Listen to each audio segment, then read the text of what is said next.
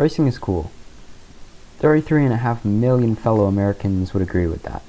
But Minecraft's also cool, so what if we combined the two and threw drifting into the mix? Well, that's Minecraft Iceboating in a nutshell. The name suggests exactly what it is. You use a boat on ice. Now, if you're unfamiliar with Minecraft mechanics, I'm going to explain this as simply as possible.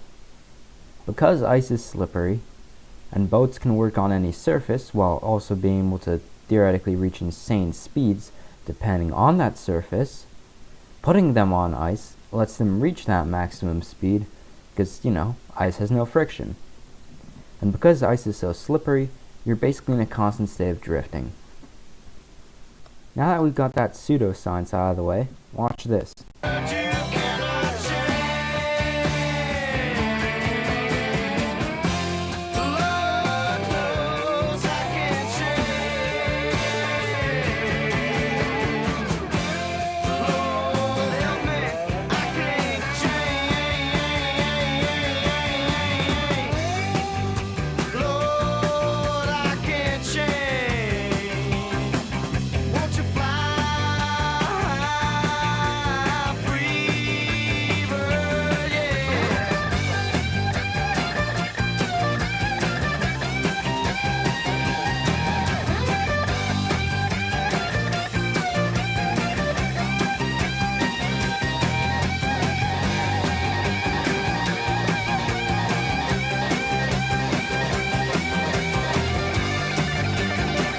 Yeah, it's pretty cool, and there are a couple simple things you want to know if you're going to take up iceboating, which is strongly recommended, by the way, because the community is really nice. Like, seriously, for a competitive game, you'd think people would be more toxic, but nope, they're basically Canadians. It's not that hard to pick up either. The main mechanic of iceboating is drifting. You're technically always drifting while iceboating, but that does make it even more important. So if you have any experience drifting in racing games, then you automatically have an advantage. So here's a couple guidelines for drifting in iceboating. First of all, turning is the enemy of speed. When you're not going straight, you don't have optimal acceleration, and this leads to the idea of cutting down turns. If you can lose half a second in order to line up a straight shot down that turn, and you don't have to turn as much to do it, then that's an advantage. Because just in general, turning is pretty bad in iceboating. So instead, you want to do something like this, where instead of taking the tightest line possible, I take a wider line, then line that up with the rest of the track, and now, even though my opponent here has chosen to take the, technically a shorter line, I've gone the wider one, and now I have more speed, so I can catch up to him. Short turns and wide turns are important when you do have to turn. So when turning, account for what's beyond your turn. Like I said, if it's mostly a straight shot, then you want to do a wide turn, so that you can come out of the turn just perfectly on track, and you're going to have a little bit more time to accelerate, because in iceboating, accelerating is generally the most important thing you can do. Tight turns are great and all, but if you can come out of it with more speed, then chances are you're going to catch up to your opponent before the next turn. So, while accounting for what's beyond the turn, if it's mostly a straight shot, do a wide turn so you have some more distance to accelerate. And the shallower angle also helps with conserving speed.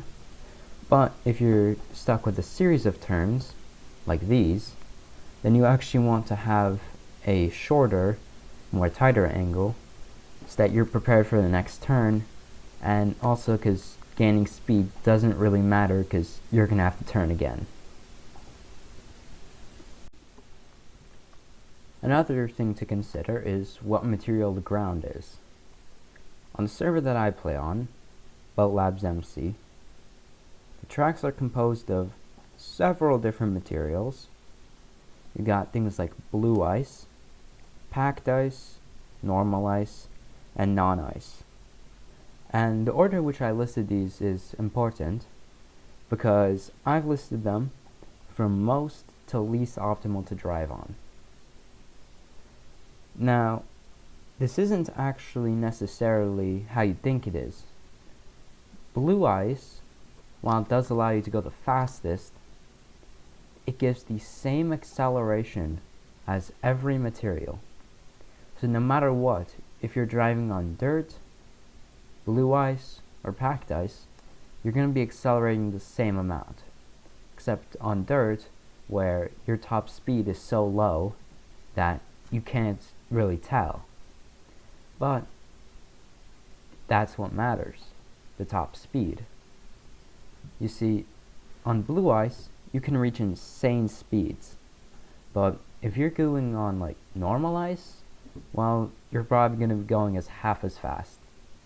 So when it comes to straights, you generally want to be staying on, blue ice or packed ice. Some tracks don't have packed ice or blue ice, so if that's the case, then well, I don't know what to say. But definitely stay off any bits that aren't ice, because you will lose all your speed, because even though the acceleration is the same, your top speed changes from ice to ice, or I guess dirt to ice, so you do want to be careful of that. So let's take a look at this track.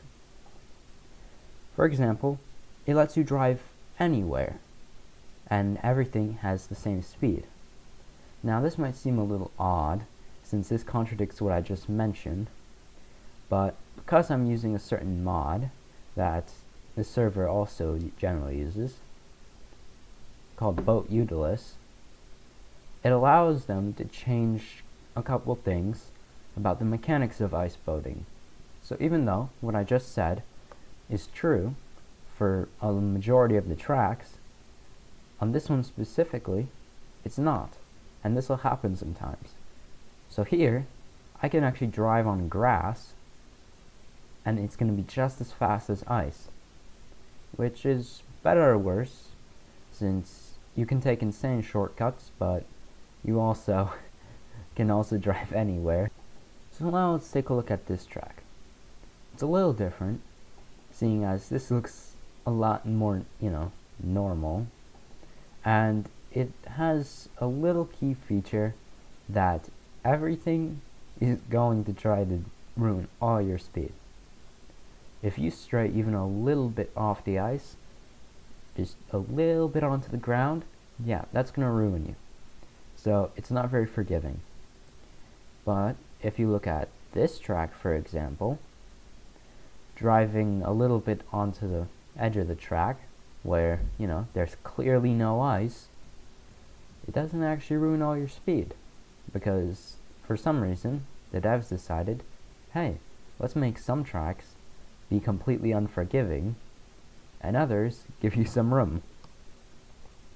So often you'll have room for mistakes, but generally you'd want to stay on the ice, since, you will be learning from experience, and that experience could cost you a race. So, with all the materials having the same acceleration, on the short turns, it actually doesn't matter what material you're on, because, well, you're accelerating the same. But on the wider turns, it also doesn't matter what material you're on, because like I said, you're accelerating the same. What it actually matters is when you're going beyond the turn. If you're going onto blue ice, you actually want to have a wider turn, because, like I said, you got more time to accelerate. So, generally, for straight shots, drive on the ice with the best top speed, but for the shorter turns, it doesn't really matter, just try to get the best racing line possible. Now, wall bangs. This is an interesting mechanic, because generally, crashing into stuff is a bad idea while racing.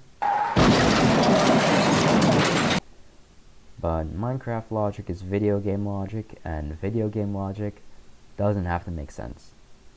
So of course, crashing into walls in Minecraft iceboating is completely fine. Now, not always.